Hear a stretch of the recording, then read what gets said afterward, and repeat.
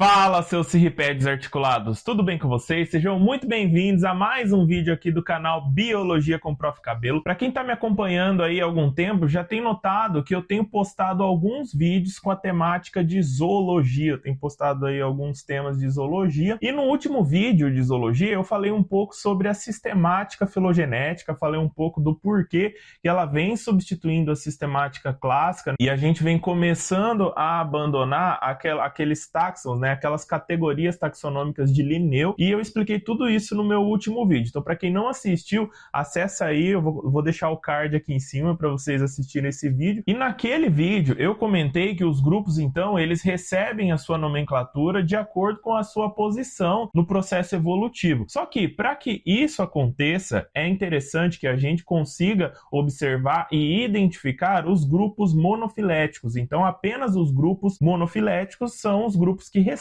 aí os nomes das categorias filogenéticas aí e a nomenclatura taxonômica dos grupos ao qual eles pertencem. Tá, mas então o que é isso? Eu não falei no vídeo passado. O que é um grupo monofilético? E eu tenho certeza que a maioria de vocês já deve ter ouvido falar em monofilético, parafilético, polifilético nas aulas de zoologia. Então eu resolvi gravar esse vídeo aqui para esclarecer e ensinar vocês aí a saberem o que é um grupo monofilético, parafilético e polifilético. Eu tenho certeza que depois desse vídeo ninguém mais vai confundir esses termos. Então esse tema é interessante para você? Então nada mais justo que vocês deixem o like aí no vídeo, que vocês vão estar me ajudando e vão estar ajudando a outras pessoas a receberem esse tipo de conteúdo também. E se você gosta, além de zoologia, também gosta de biologia marinha, eu vou deixar um link aqui embaixo para o meu curso online de biologia marinha e vocês vão acessar um conteúdo bem bacana aí, às vezes até mais do que num curso presencial. Tenho certeza que vocês vão gostar bastante. E também vou deixar um link aqui embaixo para o livro que eu uso como base para as aulas de zoologia, tá? É esse livro aqui que está aqui atrás, sempre deixo aqui,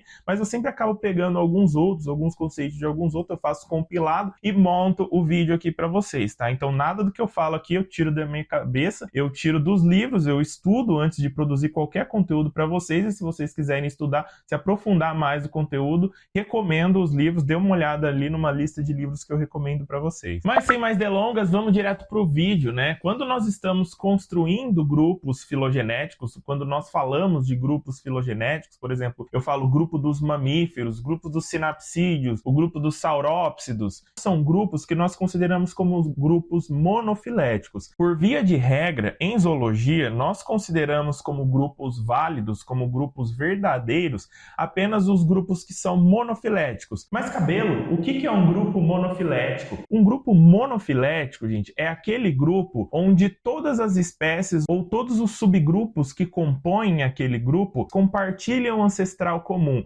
Então, quando eu digo, por exemplo, mamália, que é o grupo que denomina todos os mamíferos, isso significa que todas as espécies que pertencem ao grupo mamália e todos os subgrupos, como, por exemplo, prototéria, eutéria e metatéria, que são os três grupos que compõem o grupo aí dos mamíferos, todos eles compartilham um ancestral comum com os mamíferos. O que isso significa? Significa que lá na era mesozoica, quando os primeiros sinapsídeos surgiram, um dos grupos lá, um dos componentes das espécies que compunham os sinapsídeos, deu origem a todos os mamíferos. Então, se a gente for voltando no tempo, todas as espécies que compõem o grupo dos mamíferos, elas farão parte ali desse grupo, e se a gente for voltando no tempo, em algum momento a gente vai encontrar um ancestral comum que deu origem a todos os mamíferos. Então, quando um grupo ele engloba o ancestral e todos os seus descendentes, nós podemos chamar esse grupo de grupo monofilético. Em contrapartida, pode ser que em alguns casos, pode ser aí por falta de conhecimento ou até construção proposital mesmo, isso às vezes acontece na zoologia, pode ser que em algum momento alguém construa um grupo em que eu tenho um ancestral comum,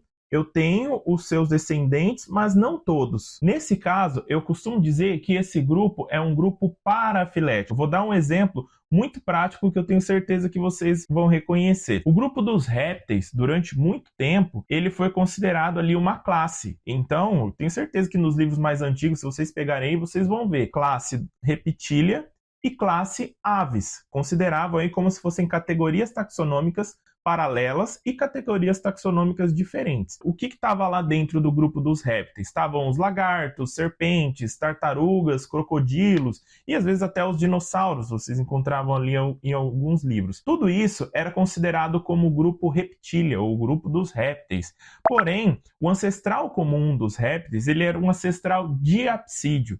E o ancestral diapsídeo, ele tinha ali dentro desse grupo dos diapsídeos, que eram organismos que tinham duas fenestras temporais. Não se preocupem que nas próximas aulas de zoologia eu vou explicar o que é cada um desses grupos, eu vou adentrar nos grupos zoológicos, então fica ligado aí no canal que mais para frente chega. Dentro dos diapsídeos, então, eu tinha três grupos. Eu tinha o grupo dos anápsida, né, que acabaram perdendo as fenestras temporais de um modo secundário e deu origem aos testudines, que são tartarugas, cágados e jabutis. Eu tinha aí também o grupo dos Lepidosauria, que deu origem aí aos serpentes, lagartos e os seus aparentados. E eu tinha também um grupo dos Archosaura. O grupo dos Archosaura deu origem aos crocodilianos e aos dinossauros. Porém, com o estudo da filogenética avançada e conforme o conhecimento foi aumentando, chegamos à conclusão de que as aves, elas são dinossauros. As aves, elas são descendentes diretos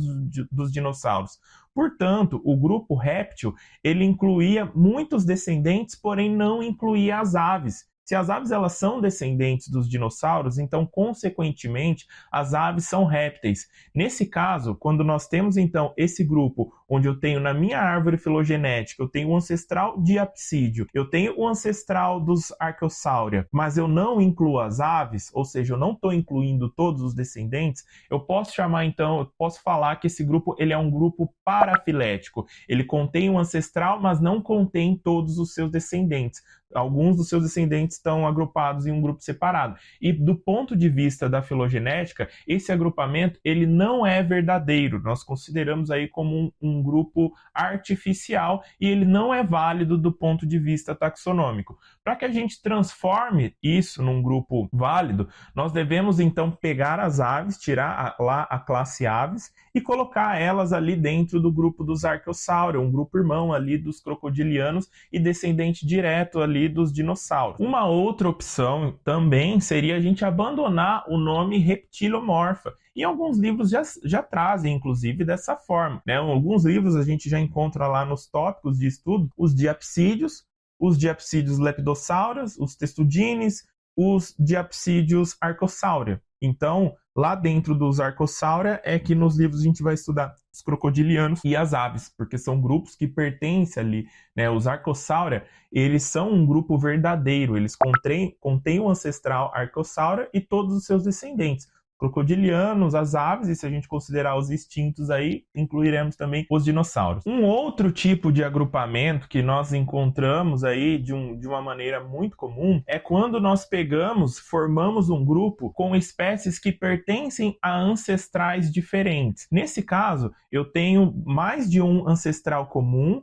Eu estou pegando aquelas espécies ali que pertencem a mais do que um ancestral comum e nem todos os descendentes de cada um desses ancestrais. Vou colocar uma imagem aí na tela para vocês ficar mais fácil de visualizar. E eu vou dar esse exemplo com um grupo, até pouco tempo, até algumas décadas atrás, a gente encontrava nos livros de zoologia. Inclusive, quando eu fiz faculdade, eu aprendi dessa forma. Eu aprendi que existia um grupo chamado Articulata. Nesse grupo incluía todos os organismos segmentados ali que possuíam uma cutícula e que aparentemente acreditava-se que eles eram parentes, como por exemplo os anelídeos, os artrópodes e aqueles grupos dos panartrópodes ali, tardígrada e onicófora, eles eram incluídos ali dentro desse grupo chamado Articulata. Por que eles montavam esse grupo? Porque acreditava-se que os anelídeos eles tinham um parentesco muito próximo ali dos artrópodes e que provavelmente um ancestral comum ali entre anelídeos deu origem a todos os artrópodes e os seus aparentados. Hoje sabemos que os indivíduos do filo Annelida,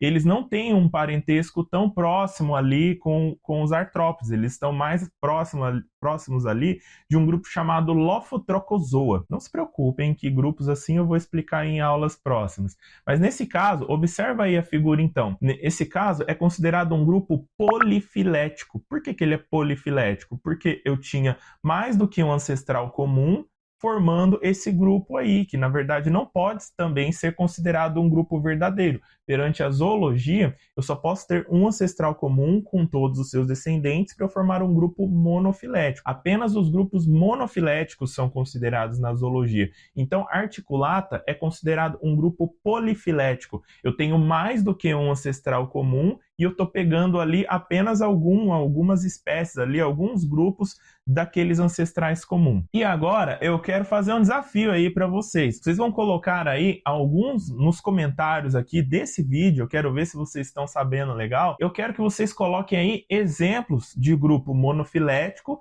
grupo parafilético e grupo polifilético. Eu vou responder a todos os comentários aí, se vocês acertaram ou se vocês erraram. É um exercício aí para ver se vocês aprenderam esse conteúdo. Eu quero que vocês citem exemplos aí. Beleza, gente? E qualquer dúvida sobre isso que eu acabei de explicar, pode deixar aí nos comentários também, que eu vou ter o maior prazer em responder todo mundo. Beleza? Um abraço para todo mundo e até o próximo vídeo.